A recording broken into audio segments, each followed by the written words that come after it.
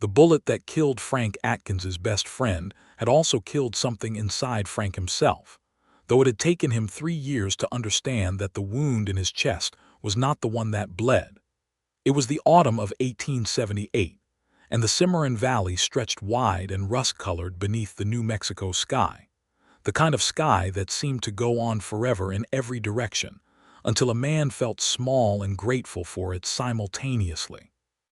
Frank had come to this valley after the ambush at Reed Rock Crossing, after the gunfire and the screaming horses, and the silence that followed, a silence so total and so complete that it had settled into his bones like winter cold. He had ridden south and west until the land flattened out and the mountains became a blue suggestion on the horizon, and then he had stopped because he did not have the energy to ride any further. He had built his ranch, the Broken Spur, on 300 acres of good grass with a creek running through the eastern edge of the property. He had built it with his own hands over the course of one brutal summer, driving posts into the dry earth, hauling timber down from the foothills, sealing every joint with pitch and stubbornness. By the time the first frost came that year, he had a cabin that kept the wind out and a small barn that kept his 4 horses dry. By the following spring, he had cattle grazing on the lower pastures and a reputation among the scattered homesteads of the valley as a man who worked hard, kept to himself, and did not invite conversation. He was 31 years old, and he had made a deliberate project of feeling nothing. Not cruelty, not coldness exactly, but a kind of careful management of the interior landscape. He had buried the soft parts of himself the way a man buries provisions against a hard winter, deep in the ground where they would not spoil, where they would not be accessible to anything that might want to use them against him. He did not sit on his porch in the evenings watching the stars the way he once had. He did not whistle while he worked anymore. He did not keep a journal, though he had filled 3 of them before the ambush, cramped careful handwriting about the beauty of certain sunsets, and the way a particular mare moved when she was happy. He had burned those journals in the fire pit behind the barn on the night he arrived at the valley, watching the pages curl and blacken, feeling a grim satisfaction he mistook for strength. The ambush had taken 3 men from him. His closest friend, Eli Carter, who had a wife in Santa Fe and 2 small boys, and a laugh that sounded like a creak over stones. His deputy, young Marcus Webb, who had been 22 years old and who had talked endlessly about a girl back in Abilene he planned to marry, and a man named Tomas Reyes, who had ridden with Frank's outfit for 6 years and who had known the names of every constellation visible from the southwest and had spent his evenings pointing them out to whoever would listen.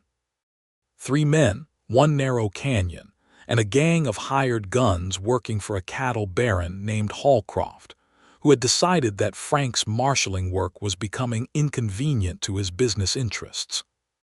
Frank had survived because his horse had stumbled and thrown him behind a boulder a moment before the shooting started, and he had lain there in the dirt while the men he was responsible for died, and the sound of that, the sound of Eli calling his name once before going quiet, was something Frank had packed away deep beneath the everyday grind of ranch work and solitude. He had not been a marshal since. He had not worn a badge since. He had become a rancher and a silent man, and had decided that these 2 things were sufficient. The valley had perhaps 40 families scattered across its considerable width in 1878, most of them homesteaders who had come west on the promises of the land-grant acts, who were trying to scratch a living from soil that was sometimes generous and sometimes not. There was a small town called Cutter's Mill at the valley's northern end, with a general store, a feed mill, a smithy, a saloon, and a church that doubled as a schoolhouse. Frank went into Cutter's Mill roughly once a month for supplies and spoke as few words as possible to as few people as possible, and rode the 12 miles back to the Broken Spur in the same silence in which he had ridden in. The people of the valley had learned to read his silences as preferences rather than hostility. Old Hector Munoz, who ran the general store, would have Frank's order ready when he walked in and would accept payment with a nod and sometimes a weather observation, which was the extent of their friendship and which suited both of them fine. Mi Chen, who had come to the valley with her husband during the railroad survey and stayed after he died, sold eggs and vegetable starts from her homestead, and sometimes left a covered dish on Frank's porch when she passed on her way to town, which he ate without ceremony, and for which he was more grateful than he ever said. This was Frank Atkins's life in the autumn of 1878, and he had calibrated it precisely to require nothing of him that he was not prepared to give. Then the wagon came into the valley on a Thursday afternoon in October, and everything Frank had carefully arranged began to come undone. He was mending fence on the western pasture when he saw the wagon, a modest canvas-covered affair pulled by two solid-looking chestnut horses, moving along the main road that ran the length of the valley. It was not unusual to see a wagon. What was unusual was that it turned off the main road at the old Halloran property, a homestead that had sat empty for 2 years since the Halloran family had packed up and moved to Colorado after a series of poor harvests. Frank watched for a moment, then went back to his fence. He heard about the newcomer that evening when he rode into Cutter's mill for a barrel of flour he had neglected to order the previous month. Hector Munoz, whose information network extended through every corner of the valley by virtue of everyone needing something from his store, informed Frank with considerable enthusiasm that the Halloran property had been taken up by a widow woman from Missouri named Dalton, who had purchased the parcel through a land agent in Santa Fe, and arrived that afternoon with a wagon load of furniture, seed stock, and what Hector described as a very determined expression. Alone. Frank asked which was more words than he usually offered. Alone, Hector confirmed. Though she had a hired hand from Santa Fe who helped her drive the wagon, he turned back already. She sent him back. Frank paid for his flour and rode home and told himself it was none of his business. He managed to believe that for approximately 9 days. On the 10th day, he rode past the Halloran property on his way to the south pasture to check on a heifer that had gone lame, and he slowed his horse involuntarily because the old Halloran homestead had been transformed. Not dramatically, not yet, because 9 days was not enough time to transform anything dramatically, but there were signs of occupation that he had not seen there in 2 years. Curtains in the windows, a kitchen garden begun in the plot beside the south wall, the earth freshly turned, the rows straight. A clothesline strung between 2 posts with laundry moving in the autumn wind, and a woman on the roof of the porch with a hammer and a mouthful of nails, repairing the overhang that had started to sag. She was on a roof with a hammer, 9 days after arriving alone to a property that had been sitting empty for 2 years, and she did not look distressed about it. She looked, Frank thought before he could stop himself, entirely purposeful. He was about to ride on when his bay mare decided to step badly on a loose stone and stumbled, which made enough noise that the woman on the roof turned and saw him.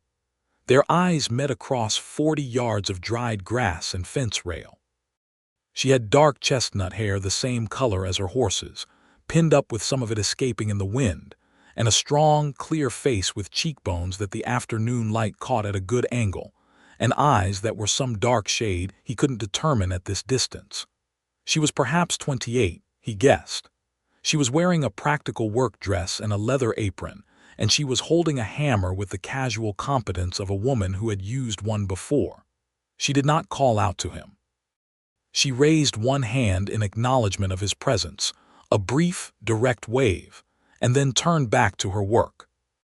Frank rode on and told himself, with considerably less conviction than he had managed 9 days earlier, that it was none of his business.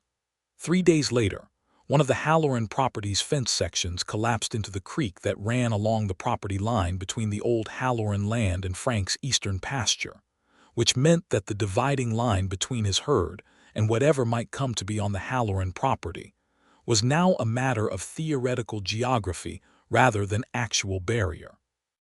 He spent a morning considering whether to simply repair it from his own side, which was technically his right and would not require him to speak to anyone, and then decided he should inform the new owner as a matter of courtesy, because ignoring a collapsed fence was the kind of thing that led to disputes about cattle, and disputes about cattle were the kind of thing Frank had no patience for. He rode to the Halloran property on a Tuesday morning and found Maude Dalton in the kitchen garden, which had progressed considerably since his last involuntary observation of it. She was on her knees in the dirt between the rows, her sleeves rolled to the elbows, doing the kind of precise soil work that indicated she knew exactly what she was doing. She heard him coming and stood, brushing her hands on her apron, and came to the fence. Up close, her eyes were dark brown with a warmth in them that he was unprepared for, a directness and a steadiness that made him feel obscurely that she was seeing something he had not intended to display. "Mr. Atkins," she said, and her voice was measured and pleasant, a Missouri accent softened by something, by education or by travel or simply by time. "I was expecting you'd come by eventually. I'm Maude Dalton." He was surprised she knew his name. His face must have said so. "Hector Munoz told me who owned the property to the east," she said, and there was the faintest curve at the corner of her mouth. "He told me quite a bit about the valley, actually. He is an extremely generous source of information." "The fence along the creek came down," Frank said, because he had come here with a specific purpose and intended to fulfill it. "The west post rotted through. If it hasn't already let cattle mix, it will." "I don't have cattle yet," she said. "I have chickens and 2 horses, but I appreciate you telling me. I'll get to it this week." "I can repair it from my side," he said. "Be easier to do it properly if I work both sides at once. Won't take long with 2 people." He did not know why he said that. He had intended to offer to repair it from his side and leave. She looked at him for a moment with that steady, direct look, and he had the uncomfortable sensation of being evaluated by someone who was very good at evaluation. "All right," she said. "Tomorrow morning. I've got the afternoon free." "Tomorrow morning is fine," Frank said. He rode home and spent a productive hour arguing with himself about what had just happened, and arrived at no satisfactory conclusions. He showed up at the creek fence the next morning with post-hole diggers, a new post, and more fence wire than they would probably need, because he had learned in his life that it was better to have too much than to make a second trip. Maude Dalton arrived from her side 15 minutes later with a pair of work gloves and a thermos of coffee, and they spent the better part of 3 hours replacing the rotted post and resetting the fence line. She worked well. That was the first thing Frank noticed and kept noticing. She did not ask him to explain things twice. She was strong for her size, which was not especially small, and she moved efficiently and without complaint when the work was hard, and she seemed to understand intuitively when he needed her to hold something steady or pull something taut without requiring much verbal direction. The second thing he noticed was that she did not fill the silences with noise. She let them exist. There were long stretches of the morning when neither of them spoke, and the only sounds were the creak and the hammer and the occasional protest of wire being stretched taut, and she seemed entirely comfortable in that, which made Frank considerably less uncomfortable than he had expected to be. When the fence was done, she poured coffee from the thermos into 2 tin cups she had brought in her apron pocket, and they stood on opposite sides of the repaired fence and drank it. "You've been here 2 years?" she asked. "3, he said. She nodded. "This is good land. I had someone look at the soil before I bought it. It'll grow things. It just needs attention." "Where did you come from before Santa Fe?" She looked at him over the rim of her cup. "Hannibal, Missouri. My husband and I were going to come west together. He died before we got started." "I'm sorry," Frank said, and meant it, which surprised him. "It was 2 years ago," she said, in a tone that was not dismissive of the grief but had made some kind of accommodation with it. "I spent a year being sorry for myself, and then I decided I had been sorry long enough and I should do the thing we had planned to do anyway. So here I am." "Here you are," Frank agreed. "What brought you here?" she asked. "I needed a place to stop," he said, which was more honest than he had intended to be. She looked at him again with that careful, clear look. "Well," she said, "it's a good place for that." And she picked up her gloves and her thermos and walked back to her property, and Frank stood with his empty cup and watched her go and felt something move in his chest that he had thought was no longer capable of movement. He told himself it was the coffee. He had not had good coffee in some time. The weeks that followed had a rhythm that developed of its own accord, without Frank consciously deciding to establish it. He found reasons to ride past the Halloran property that were not entirely manufactured, but were also not entirely necessary. Once to mention that the south-facing slope of her land would be better pasture if it was cleared of scrub before spring. Once to return a post-mall she had lent him when his own broke. Once because Mi Chen had asked him to deliver a message about the church social, which he had agreed to carry because Mi Chen was not a woman whose requests it was easy to refuse.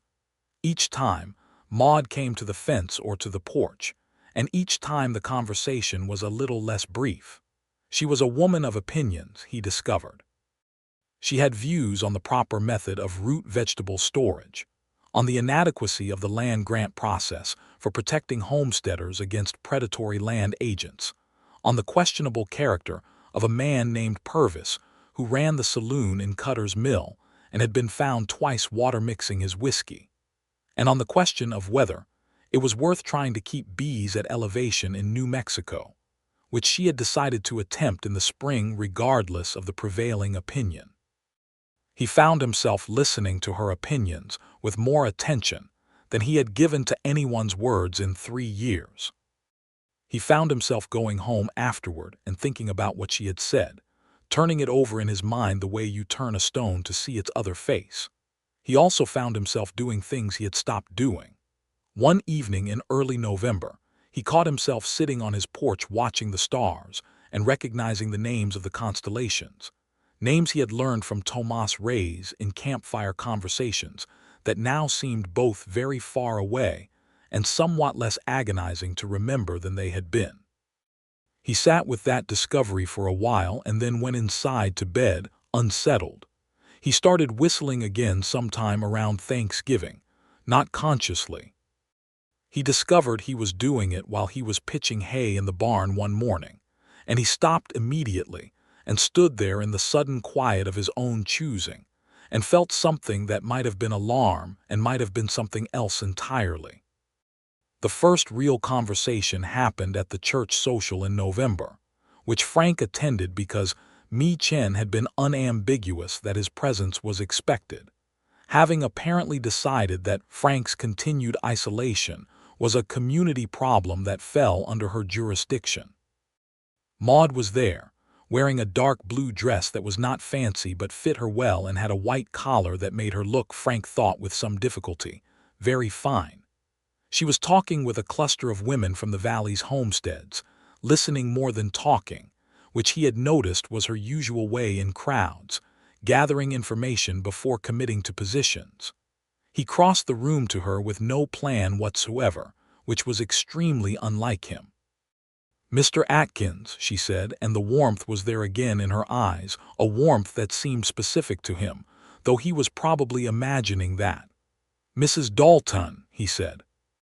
And then, because he had crossed the room without a plan, he said the first thing that came into his head. "How are the chickens doing?" She blinked at him for a moment and then laughed. It was a genuine laugh, surprised out of her, not polished or practiced, and it transformed her face in a way that Frank felt in his sternum. "The chickens are doing extremely well, thank you," she said. "Though one of them has decided she owns the porch and I am merely tolerated. We are negotiating." "Chickens are obstinate," Frank said. "She is particularly obstinate," Maude agreed. "I have named her senator, which I think she appreciates." Frank laughed. He did not plan to. It simply happened. A short, real laugh that startled both of them and seemed to rearrange something in the room.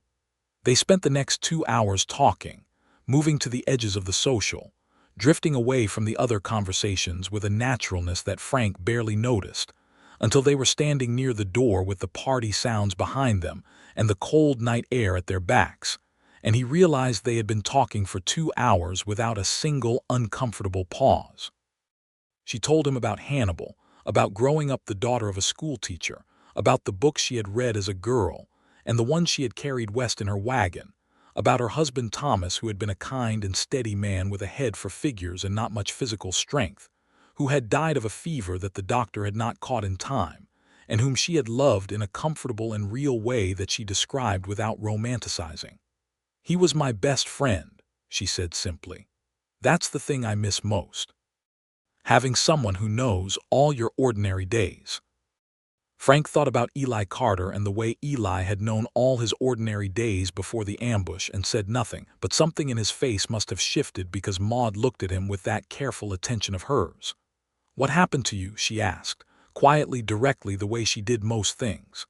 "There was an ambush," he said. "3 years ago I lost 3 men, good men, men I was responsible for." She was quiet for a moment. "You were a lawman, Marshal," he said. "I'm not anymore." She did not press him. She absorbed this and she said, "I'm sorry, that's a heavy thing to carry." "I put it down," he said, which was what he had told himself. She looked at him steadily. "Did you?" He did not have an answer for that. He rode home in the cold November dark, and the stars were very bright, and he thought about Eli Carter's laugh and Tomas Reyes's constellations and Marcus Webb's girl back in Abilene. And for the first time in 3 years, he let himself think about those things without immediately shutting the door on them. And it hurt the way a frozen limb hurts when circulation comes back. Painful precisely because something was coming back to life.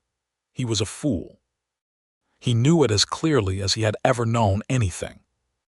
He went to bed and could not sleep and lay there until the sky started to gray in the east, listening to his own breathing and thinking about a woman with dark brown eyes who had asked him whether he had really put the weight down, and who had clearly suspected that he had not. December came in with a hard freeze that glazed the creek and sent the cattle into the low shelter of the valley's southern end, where the hills broke the wind. Frank spent his days in the practical rhythms of winter ranch work, checking cattle and breaking ice in the water troughs and making sure the horses were eating, and the barn was sealed against the worst of the cold. He was busy, and the days were short, and he told himself that the spring would come, and the fence between their properties would stand, and everything would return to the calibrated quiet he had arranged for himself. He brought her firewood in December. He told himself it was practical. Her wood pile had been inadequate when he saw it, cut green and not stacked properly, and a woman alone on a homestead in a New Mexico winter with inadequate firewood was a genuine problem. He loaded his buckboard with dry, seasoned oak from his own supply and drove it to her property on a cold, clear Tuesday morning without announcement. She was in the barn when he pulled up, doing something with harness leather. She came out and looked at the buckboard and then at him. "You didn't have to do that," she said. "Your pile is wrong," he said. "It's green and it's not stacked to dry properly. It'll smoke and not heat." "I was going to ask Hector about getting more," she said. "This'll get you through to spring," he said. "I'll stack it under the lean-to." She was quiet for a moment, and then she said, "Thank you, Frank." And it was the first time she had used his given name, and it hit him somewhere behind his ribs with a force that was wholly disproportionate to the 2 syllables. He stacked the firewood. She brought him coffee and ham sandwiches at noon, and they ate sitting on the buckboard gate in the December cold with their breath making clouds in the air. And the conversation moved between practical things: the price of seed, the reliability of the valley's water in drought years, the question of whether she should put in a second well in the spring, and he found himself making suggestions with genuine interest in the outcome, which was a kind of investment he had not made in another person's circumstances in 3 years. "You know this land well," she said. 3 years, he said. "You learn a place." "Tell me something about this valley that I couldn't learn from Hector Munoz," she said, and there was a quality to the request, a genuine curiosity that made him want to actually answer it. He thought for a moment. "In March," he said, "when the snow is just starting to melt, the eastern slopes get a particular light in the late afternoon, about an hour before sunset. The angle of the sun through the peaks there hits the grass when it's wet and it goes gold. Not yellow, gold. The kind of color that doesn't have another name. She had turned to look at him while he said this, and there was something in her expression that he recognized with a jolt as the same expression he'd seen on people's faces when they heard him talk this way before the ambush, before he had decided that talking this way was a weakness. "That sounds beautiful," she said. "It is," he said, and then was quiet because he had not talked about beautiful things in 3 years and he was not entirely sure how to continue. She did not push him. She let the moment settle and passed him another sandwich and said, "I've been thinking about putting in an orchard. Apple and pear. What do you think of the drainage on the North Slope for that?" He thought of several things about the North Slope's drainage and said them, and the conversation moved on, but the quality of the air between them had changed in a way that he noticed for the rest of the afternoon. He drove home in the winter dark with the empty buckboard and the cold stars overhead, and he was about 6 miles from the broken spur when he realized that he was smiling. He was simply smiling in the dark, alone, on a buckboard in December, for no reason except that he had spent the afternoon with Maude Dalton. He became aware of this gradually, the way you become aware of a sound that has been present for some time without your consciously registering it, and then he sat with it for a while and decided not to do anything about it, because the smile was already there, and suppressing it seemed like wasted effort. There was trouble in January. A man named Roy Strand had been acquiring land in the valley in a manner that the homesteaders were beginning to find alarming. Strand was not as dramatic a villain as Holcroft had been, the cattle baron whose hired guns had killed Eli and Tomas and Marcus, but he was a patient and methodical man who had been purchasing debt from the Santa Fe land agents, and using that leverage to push smaller homesteads into selling at prices below fair value. 2 families had already sold and left. A third, the Peterson family in the northern end of the valley, was in difficulty. Frank learned about this from Mi Chen, who had a clear-eyed understanding of economic violence that matched her understanding of most other things. She laid it out for him over the eggs she was selling him one January morning with the matter-of-fact directness of a woman who has survived things and intends to continue surviving. "It will reach Mrs. Dalton," Mi Chen said. "The Halloran property was sold through a Santa Fe agent. If Strand has purchased that paper, he could push her." Frank drove to the Halloran property that afternoon. Maude was at the kitchen table with a spread of papers, and she looked up when he knocked on the open door with an expression that was controlled but tight. "I was going to come see you tomorrow," she said. "I received a letter this morning from a land agent in Santa Fe. A man named Strand is claiming to hold a note on this property." "Does he?" Frank asked, sitting down across from her at the invitation of her gesture. "The original land agent sold the debt to a consortium," she said, spreading papers. "I did not know that. I believe Strand may have purchased from the consortium. My lawyer in Missouri would need to review the transfer documents to determine whether it was properly done and whether the interest calculation they're claiming is accurate." Frank looked at the papers. He was not a lawyer, but he had spent years as a marshal reading legal documents and warrants and land claims, and some of what he saw in Strand's letter did not look correct to him. "This interest calculation is not right," he said, pointing. "If your original note was at this rate and you made the payments listed here, they've compounded this incorrectly. This amount they're claiming you owe is inflated." She stared at the papers. "I thought it seemed wrong, but I didn't want to assume I was misreading it." "You're not misreading it," he said. "Who else in the valley has received letters from Strand?"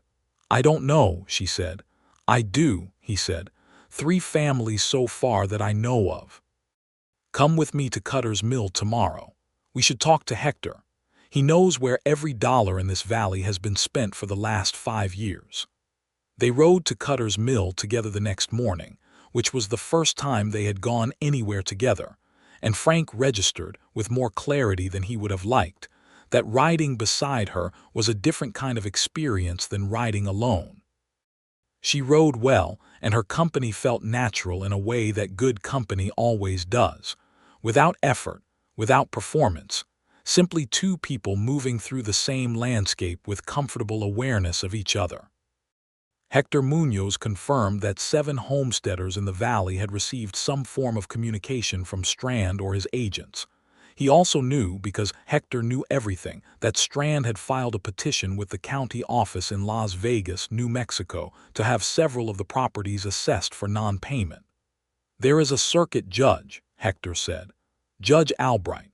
He comes through Cutter's Mill in February. He is honest. If someone can put the facts in front of him, these inflated calculations will not survive." Frank looked at Maude. Maude looked at Frank. "Someone needs to gather the documents from all 7 families," Frank said. "And someone who can read them needs to determine what is legitimate and what is not." "Can you do that?" Maude asked. "Read them, I mean. You said you had legal experience." "Some," he said.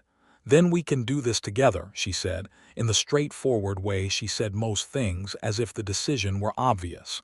The next 3 weeks were the most purposeful Frank had felt in 3 years.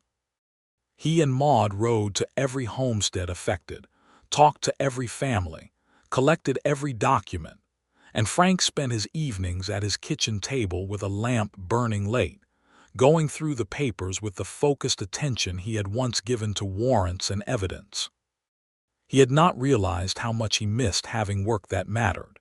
He had not realized how much of himself he had buried along with the parts he knew he was burying. Maude sat with him 3 of those evenings. She had a clear mathematical mind and an ability to organize information that complemented his legal reading precisely. She would stack and cross-reference while he analyzed, and she made coffee and asked sharp questions, and occasionally caught errors in his reading that he corrected without embarrassment, because her corrections were always right. On the 3rd evening, it was very late and the fire had burned low, and she was leaning over the table in his kitchen with a pencil, making notes on a summary document they had compiled, her hair coming loose at the back of her neck in the way it did when she had been working a long time, and Frank looked at her from across the table and felt something open in his chest like a door that had been closed for years. He was in love with her. The fact of it arrived not dramatically, but with the quiet certainty of something that has been true for a while, and is only just now being acknowledged. He was in love with her, and he had been coming to this for weeks, since the morning they repaired the fence, possibly since the moment she raised her hand in that brief, direct wave from the roof and turned back to her work. He said nothing. He looked back at his papers and continued working. She left around 10 o'clock, putting on her coat and taking her summary document, and at the door she paused and looked at him with that careful look. "Frank," she said, "what you're doing for these families, it matters." "We're doing it," he said. She shook her head slightly. "You organized it, you knew what to look for, you didn't have to involve yourself." "Yes, I did," he said, which was more honest than he intended. She looked at him for a long moment, and there was something in her expression that he could not quite read, or perhaps that he could read exactly and was choosing not to. "Good night," she said. "Good night, Maude," he said. He stood at the door after she rode away and let the January cold come in around him and felt more alive than he had in 3 years and more frightened than he had since the ambush. Judge Albright arrived in Cutter's Mill in February on a cold, clear day, and Frank and Maude between them presented documented evidence of Strand's inflated interest calculations to the court session that Hector had arranged. The 7 affected homesteaders were present. Frank spoke for 30 minutes with the steady, organized clarity that had once made him a good lawman, and Maude presented the mathematical summary they had compiled together. Judge Albright was a small, sharp man in his 50s who listened without interruption, and then spent 20 minutes asking very precise questions that Frank and Maude answered. Strand's agent, who was present, attempted twice to introduce counterarguments that the judge dismissed with the efficiency of a man who recognized bad paperwork when he saw it. The ruling was in the homesteader's favor. Strand's inflated interest claims were disallowed. The proper interest amounts were recalculated. Two families who had already sold were found to have sold under documents that had been misrepresented, and the judge referred those cases to the county for further action. Strand himself never came to the valley again. His operation in this region collapsed when the Santa Fe judge to whom the county matter was referred determined that his land acquisition practices had been fraudulent in 3 other counties as well, and he was eventually prosecuted, though that outcome took another 8 months and Frank heard about it secondhand from a passing rider the following autumn. What happened immediately after Judge Albright's ruling was that the valley's homesteaders, 7 families who had been afraid of losing their land, gathered at the church hall in Cutter's Mill, and someone produced a fiddle, and someone else produced a jug of something homemade, and there was a celebration of modest proportions but genuine warmth. Frank did not dance. He had not danced in a long time, and his conviction on this point was fairly firm. He sat with a tin cup of the homemade something, and watched the fiddle player, and thought about how this evening felt different from every other evening he had spent in this valley, and understood that the difference was not the celebration, but the fact that he had done something that mattered again, had used his skills and his knowledge in service of people who needed them, and that he had not done it alone. Maude found him in his corner around 9 o'clock. She had been dancing, he had noticed, with the easy competence she brought to most physical things, first with old Hector and then with Lars Peterson, who was 60 years old and delighted. She sat down beside Frank in the corner with the flush of the dancing still in her cheeks and her eyes bright, and she was the most beautiful thing he had ever seen. "You should dance," she said. "I don't dance," he said. "I suspect that's not true," she said. "I suspect you dance perfectly well and have simply decided not to."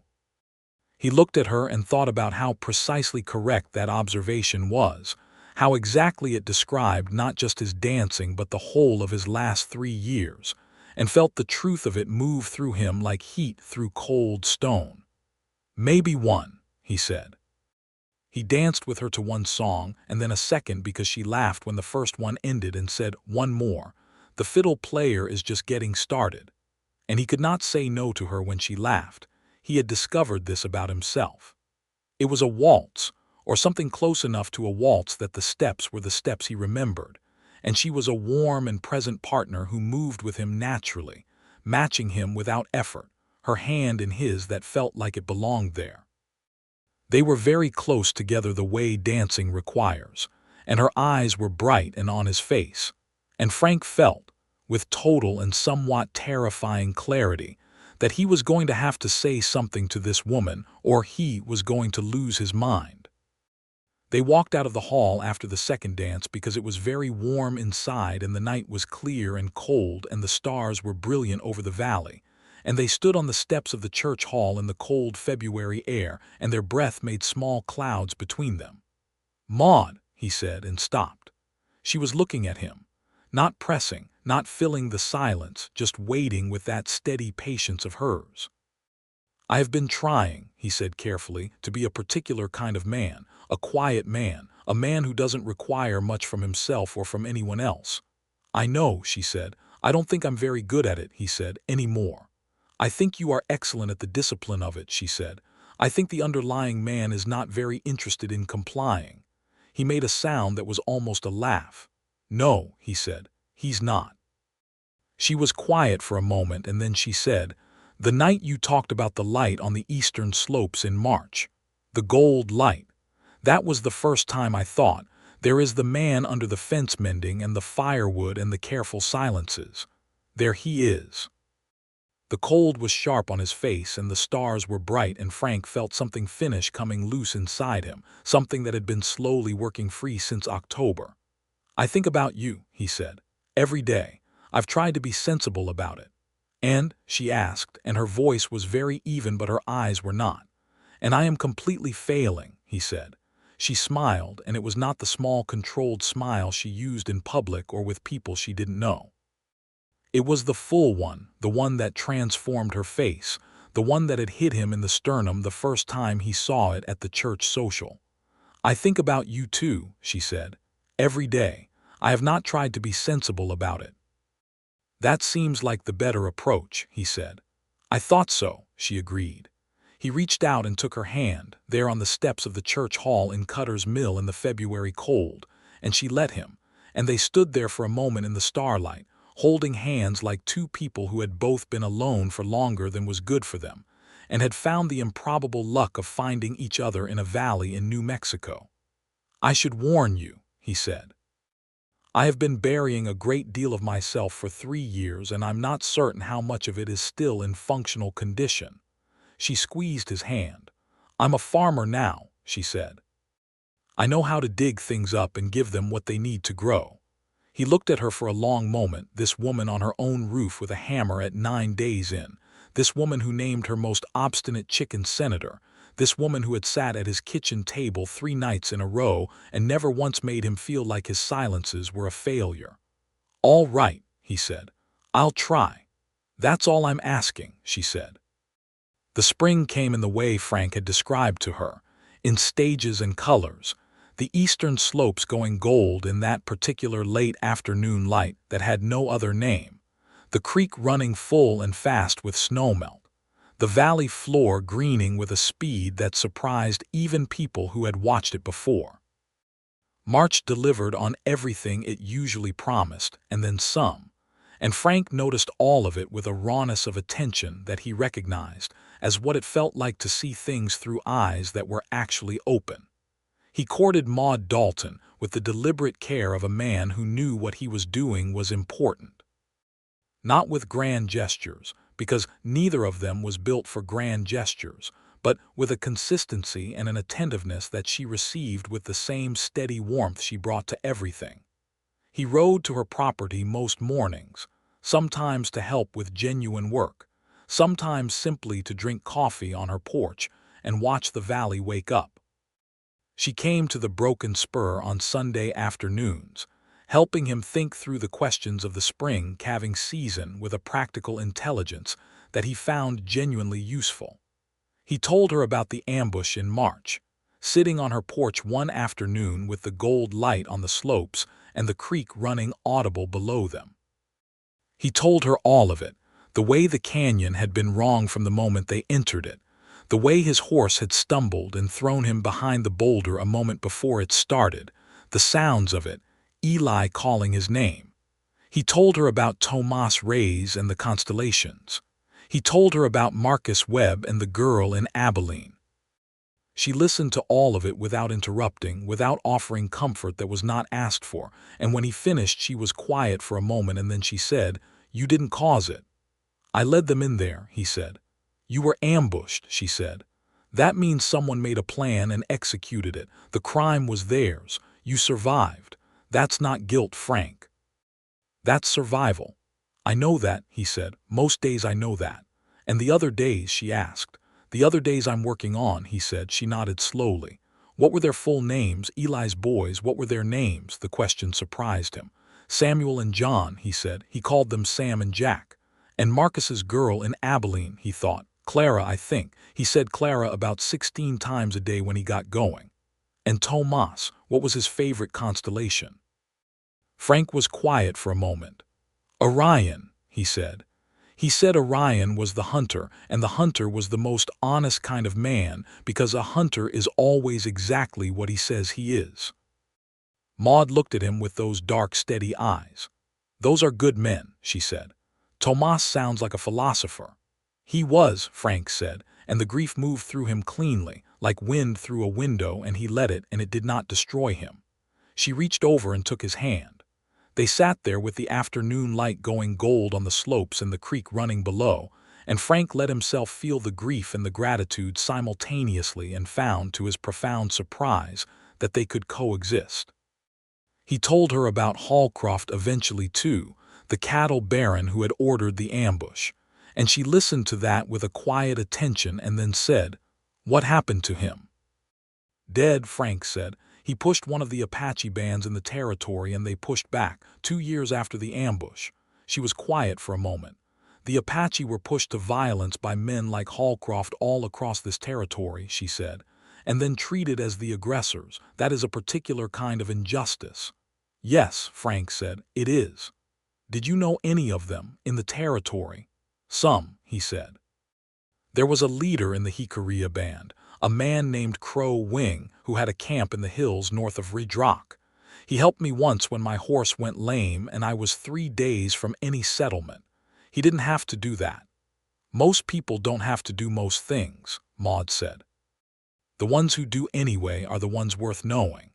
He looked at her and she looked at him, and something passed between them that was clear and full and did not require words. In April, Frank began replacing the old fencing on the western boundary of the broken spur with a more permanent post and rail fence, the kind of work that required 2 sets of hands and took several weeks. He did not ask Maude to help with it exactly. He mentioned it one morning over coffee, and she showed up the following Monday with her work gloves and her boots, and they fell into the rhythm of it naturally, working side by side across the days of that April, with the spring warm around them and the land smelling of new grass and thaw. This was the courtship in its truest form, Frank thought. Not dinner tables and calling cards, but 2 people working on a fence together in the April sun, learning each other's rhythms and habits and capacity for effort.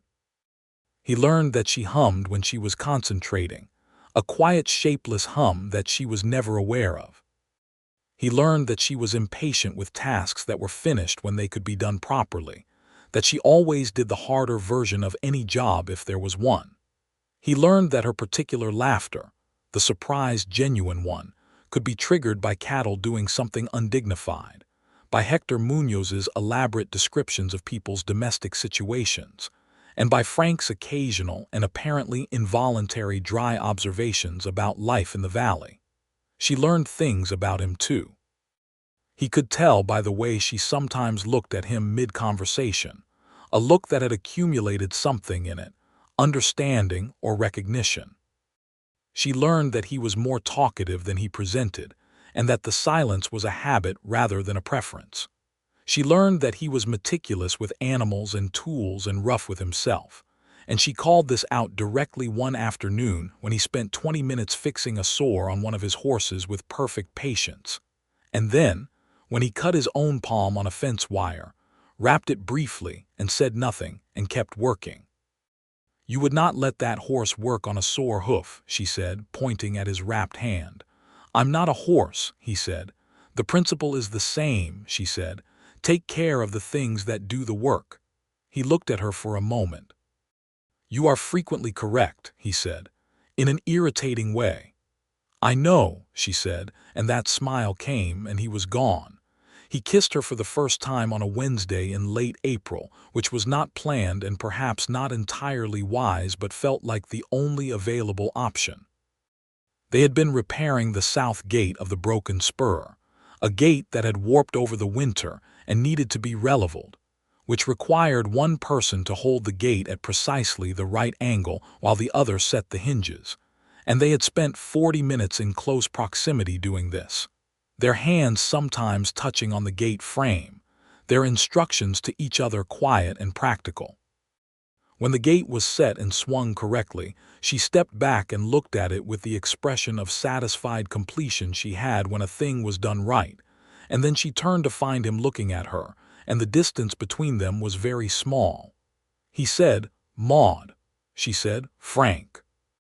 And then he closed the remaining distance and kissed her, carefully, the way you approach something precious. And she kissed him back, the way she did everything, with complete and decided intention, and it lasted a good while, and the spring air was warm and the new gate hung straight and true behind them. When they separated, she looked at him with bright eyes and a composure that was both genuine and slightly effortful, he thought, which gave him a considerable amount of satisfaction. "About time," she said. "I was being methodical," he said. "You were being a coward," she said pleasantly. He laughed, and it was the full laugh, the one he had found again in pieces over these months, and she looked at him with that particular expression she sometimes had, as if she was seeing something she had been looking for. May brought the full warmth, and the cattle on the south pasture doing well and Maude's kitchen garden coming in strong. the bean rows and the squash, and the beginnings of the orchard she had planted on the north slope in March. 3 apple trees and 2 pear trees that were leafing out with the optimism of young things. Frank rode over every morning. On some evenings he stayed for supper, and she was a very good cook with the practical creativity of a woman who had always had to make the most of what was available, and her table had the warmth of a place that was genuinely inhabited. Dishes and books and the lamp turned up, and that irritating chicken senator occasionally visible through the window roosting on the porch rail. He told her, in May, about the journals he had burned. They were sitting on her porch after supper in the evening warmth, the valley going quiet around them, and he said it without quite intending to. The way things came out when your defenses had been worn down to something manageable. Before the ambush I kept journals, he said, 3 of them about the places I'd been and things I'd seen. The way places looked, people, I burned them the night I came to this valley. She looked at him. Why? Because they felt like weakness, he said, the caring about how things looked, the noticing. And now, she asked. He was quiet for a moment. Now I think I was wrong, he said. The noticing is not weakness. The noticing is the whole point. Eli noticed things, Tomas especially. I think the ambush made me afraid that caring about beauty would make me unable to function. But the opposite turned out to be true. Shutting it off made me less functional. Just less. She was quiet, watching him. I've been thinking about starting a new journal, he said, which was more vulnerable a statement than almost anything else he could have said, and he knew it as he said it. You should, she said simply and firmly, without making it a larger moment than it needed to be, which was exactly right. I'd probably write about you, he said. Quite a bit. I would expect so, she said, and the smile was in her voice even before he saw it on her face. He bought a new journal at Hector's store the following week, a good one with proper binding, and wrote his first entry that night. He wrote about the valley in spring. He wrote about the gold light on the eastern slopes that he had tried to describe to Maude months ago. He wrote about Eli and Tomas and Marcus, one honest paragraph about each of them, the truth of who they had been. And then he wrote about Maude, and that took a considerably longer time and several pages, and he was still not done when the lamp burned low, but it was a start. June arrived with the kind of heat that made the middle of the day impractical for heavy work and made the mornings and evenings precious, and Frank spent his dawns at the broken spur and his dusks frequently on Maude's porch or she on his, the 2 of them watching the summer light fade over the valley with a comfortable intimacy that had become the texture of his days. One June evening, sitting on his porch, she said, "What did you want to be when you were young?" He thought about it. "A rancher," he said. "I always wanted land. I wanted animals. I wanted to know a piece of ground well enough to tell you what would grow on every acre of it. And the marshaling. That came later," he said, "after the war. It was the thing that needed doing and I was built for it. But this," he gestured broadly at the broken spur, the valley, the evening, "this was always what I wanted." She was quiet for a moment. "What did you want beyond the land?" she asked. He turned and looked at her in the evening light, this woman who had walked into his valley and his carefully arranged silence, and had dismantled it one morning at a time without ever being anything but exactly who she was. "This," he said. "I wanted this too, someone to watch the evening with." She looked at him steadily, and the warmth in her eyes was everything. "Frank," she said, "I am not a woman who requires a great deal of ceremony, but I am also not a woman who needs to wonder where she stands." "No," he agreed. "I know that about you." "So," she said, and waited. He breathed the June air, warm and smelling of grass and cattle and the wild sage that grew along the creek, and felt the full weight of his own life, all of it, the ambush and the graves and the burned journals and the 3 years of careful silence and this woman who had made him dig all of it back up and found it still living. "Maude Dalton," he said, "I would very much like to marry you if you'll have me." She smiled, the full one, and said, "I thought you'd never get there." "I was being methodical," he said. "You were being a coward," she said, for the second time, with exactly the same pleasantness. "Both things can be true," he said, and she laughed, and he pulled her close on the porch bench and kissed her properly in the June evening with the fireflies just beginning to appear over the creek. They were married in August 1879 in the church at Cutter's Mill, which was not very large but held most of the valley's population because most of the valley's population came. Hector Munoz stood up front beaming as though he had arranged the entire thing himself, which he had in no small way, given his role in introducing Maude to the valley in the first place. Michen brought flowers from her garden and a magnificent layer cake that she presented with the quiet pride of someone who knows their contribution is the best one. The Peterson family, whose land Frank and Maude had helped save in February, sat in the front row with their 6 children.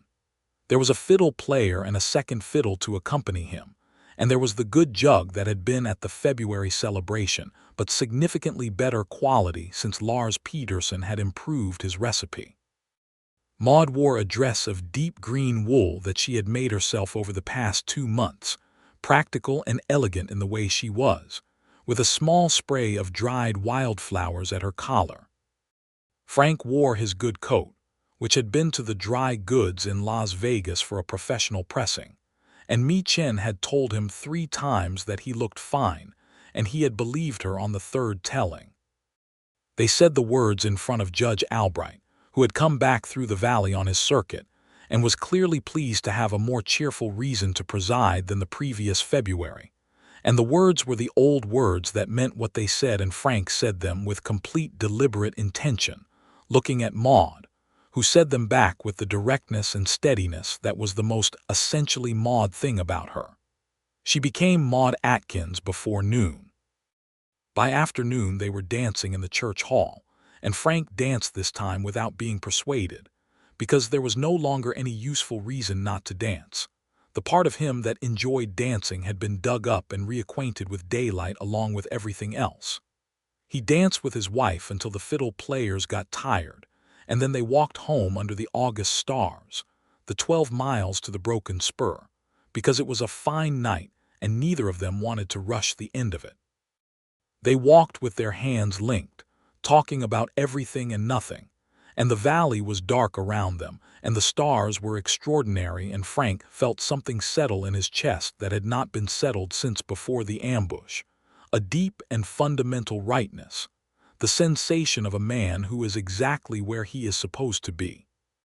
They combined the properties in the spring of 1880, adding a fence gate between the Broken Spur's eastern pasture and the old Halloran property, so that both could be managed as one operation, though the homestead house on the Halloran land remained a good spare building for hands when the work required them.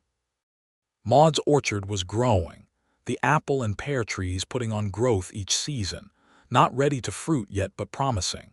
Her kitchen garden expanded each year, and she had begun keeping bees on the south-facing slope, as she had planned from the beginning, and the bees were doing well. Frank's cattle operation grew steadily, and with Maude's organizational mind applied to the management of it, the operation's efficiency improved considerably. She had a practical head for keeping records and accounting for inventory that turned out to be exactly what Frank's instinctive management style needed as a complement.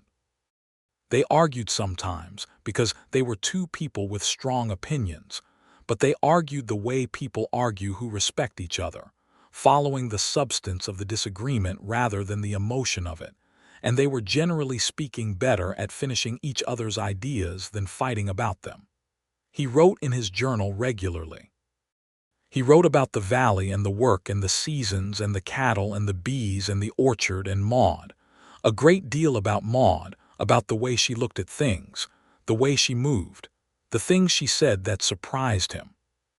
He wrote about Eli Carter and Tomas Reyes and Marcus Webb, not often but regularly, because it felt important not to let them become only the wound. Tomas would have loved this valley, he wrote once. He would have known the names of every star visible from this particular spot, and he would have made everyone else learn them too.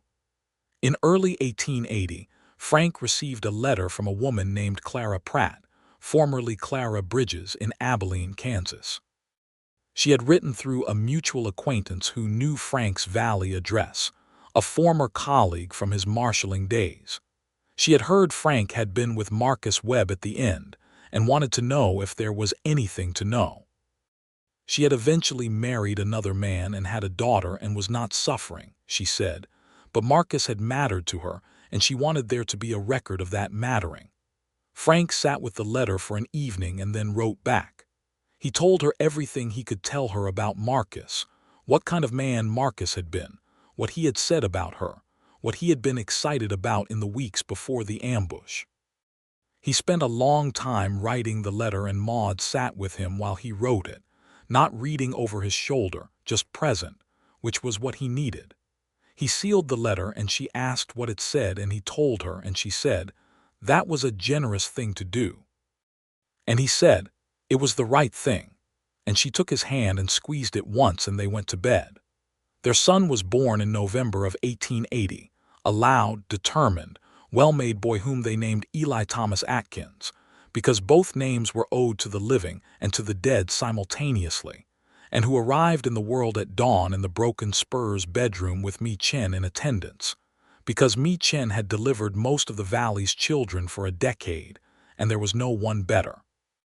Frank held his son for the first time sitting in the chair beside the bed where Maude lay exhausted and satisfied, and he looked at this small, complete, furious person in his arms, and every soft thing he had ever buried came up at once, and he sat there with this boy and wept, not with grief, but with the overwhelming presence of the thing, the fact of this life in his hands.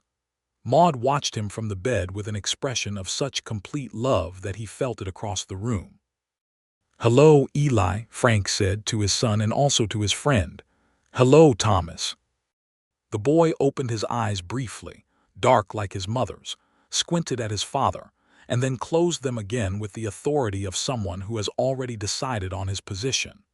Hector Munoz came by the next day with candy and enough opinions about child-rearing to fill the next 3 years. Mi Chen stayed 3 days and was, as always, indispensable. The Peterson family sent over 2 weeks' worth of preserved food, with a note in Lars Peterson's careful handwriting that said simply, "God bless this house," which Frank pinned to the kitchen wall and left there. Senator the chicken, now approximately 3 years old and possessed of a dignity appropriate to her seniority, inspected the baby once through the kitchen window and withdrew to the porch, apparently satisfied. The valley grew around them in the way valleys grow when they are tended. More families came in the early 1880s as word spread that the land was good, and the community was solid, and the previous attempt at land exploitation had been defeated. A second store opened in Cutter's Mill. A proper schoolhouse was built, separate from the church, and Maude was involved in establishing it, drawing on her upbringing as a schoolteacher's daughter. She did not teach herself, because the ranch and the orchard and the beehives and the baby and everything else were sufficient occupation, but she organized the school board and donated books from her own collection and made sure the teacher hired was the best available. Young Eli Atkins grew with the valley. He was a curious, energetic child with his mother's eyes and his father's stubbornness, which was a particular combination that kept both of them busy and occasionally exasperated, and almost constantly entertained. He was walking by one and talking by 1.5 in the unstoppable way of children who have things to say, and his first clearly articulated sentence was a demand to be taken to see the horses, which was at least coherent in terms of priority. Frank took him to see the horses, obviously. He taught his son the names of the constellations. He was not sure exactly when he decided to do this, only that one evening when Eli was almost 2. They were sitting on the porch in the summer dark, and Eli was pointing at the sky with enormous interest, and Frank heard Tomas raise his voice in his memory, easy and warm, explaining Orion, and he simply started talking. "That one there," Frank said, pointing at the clear, bright cluster above them, "is Orion. He's the hunter. Tomas told me Orion was the most honest kind of man because a hunter is always exactly what he says he is." Eli stared at the sky with the particular intensity of a small child encountering something genuinely new, Maude was in the doorway listening. Frank did not look back, but he heard her there. "Who is Tomas?" Eli asked with the directness of children who have not yet learned to modulate their curiosity. "A friend of mine," Frank said. "A good man, he knew all the stars." "Where is he?" Frank was quiet for a moment. "He died a long time ago. But I remember everything he taught me, so in a way he's still teaching." Eli considered this with 2-year-old gravity and then pointed at another cluster and said, "What is that one?" "That's the Pleiades," Frank said. "The 7 sisters." And they went on like that, father and son in the summer dark, with Maude in the doorway behind them and the valley quiet below and the stars in their ancient configurations overhead. And Frank felt the completeness of the moment with every part of himself. The soft parts and the hard parts and the healed parts and the still healing parts. All of it present and accounted for. Nothing buried anymore. Nothing locked away. A daughter came 2 years later, in the spring of 1883, smaller and louder than her brother had been at arrival, which seemed impossible but was demonstrably true. They named her Clara, for the girl in Abilene who had mattered to Marcus Webb, and also because Maude had always liked the name, and it suited the child immediately, who had her father's gray eyes and her mother's absolute certainty about her own opinions, which she communicated without language from approximately the first week of her life. The letter Frank wrote to Clara Pratt in Abilene informing her of the naming took him 3 drafts to get right, because he wanted to say something true without being maudlin, and when he finally sent it, Maude read it first and said, "This is exactly right," and he believed her. They did not hear back for several months, and then a letter came that was warm and unexpected, and said that she had told her daughter about Marcus, the real story, and that naming a child Clara was the kindest thing anyone had done for her memory of him, and that she was grateful beyond what words managed. Frank kept that letter. He put it in the journal he was currently keeping, pressed flat between 2 pages, and wrote around it about what it meant to keep faith with the dead, and how keeping faith with the dead was not the same as being buried with them, and that it had taken him longer than it should have to understand the distinction. The orchard on the north slope fruited for the first time in the summer of 1884, which was 5 years from planting, right on schedule for apple and pear trees in New Mexico at altitude, and the crop was modest but real, actual apples and actual pears coming off trees that Maude had planted as bare root sticks in the spring of 1879. She stood under one of the apple trees on the first day she picked fruit from it, holding an apple that was not very large but was red and real, and her face had an expression Frank had never quite seen before on anyone, the look of a person whose long patience has been vindicated by the world. He was watching her from the fence with Eli, who was almost 4 and had been eating windfall pears for the last hour with the concentration of someone conducting research. "Mama picked an apple," Eli announced as though reporting a significant discovery. "She did," Frank agreed. "Will she let us eat it?" "I suspect she will share," Frank said. Maude looked over at them from under the apple tree and held up the apple with a smile that was private and satisfied and entirely her own. And Frank thought, not for the first time but with the same freshness each time, how extraordinary it was to be loved by this woman, to be in the daily company of her mind and her competence and her warmth. He had come to this valley broken in ways he had not understood were breaks. He had built a life here that was functional and solitary, and had convinced himself that functional and solitary were the same as whole.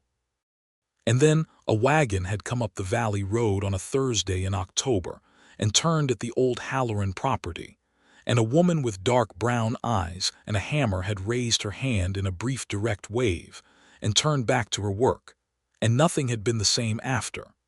He had dug up everything he had buried, not all at once and not without effort, and not without the particular pain of feeling coming back to things that have been cold for a long time. But all of it, Eli Carter's laugh and Tomas Reyes's stars and Marcus Webb's girl, and his own capacity for beauty and softness and the noticing of things, and the keeping of journals and the dancing at fiddle parties and the watching of evening light on the eastern slopes, all of it was back, and he was better for every ounce of it. He was more. He had not known that what he had been doing, burying those parts of himself, had been making him less until she showed him the subtraction. And having understood the subtraction, he had spent the last 6 years choosing addition instead, every day, sometimes with difficulty and always with conviction. The summer of 1884 was a good one by most measures. The cattle were fat and the orchard was fruiting, and the bees were producing honey that Maude sold in Cutter's Mill, and that Hector Munoz featured prominently, and with his characteristic promotional enthusiasm.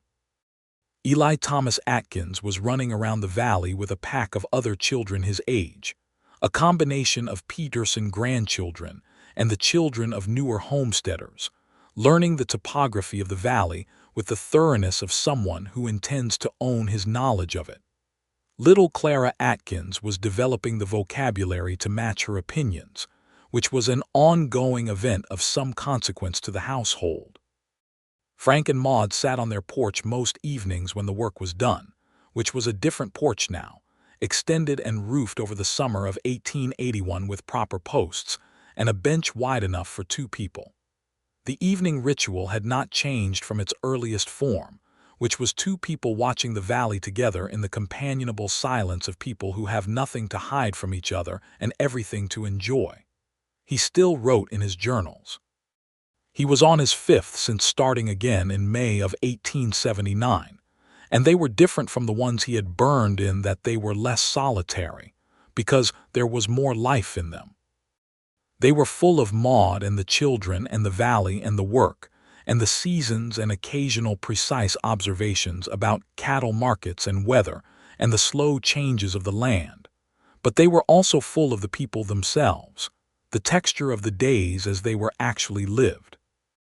One evening in September of 1884, with the last of the summer warmth still in the air and the first hint of autumn arriving in the evenings, Frank and Maude were on the porch and the children were inside and the valley was settling into its familiar dusk colors, and Maude said, out of no particular context, "Are you happy?" He looked at her.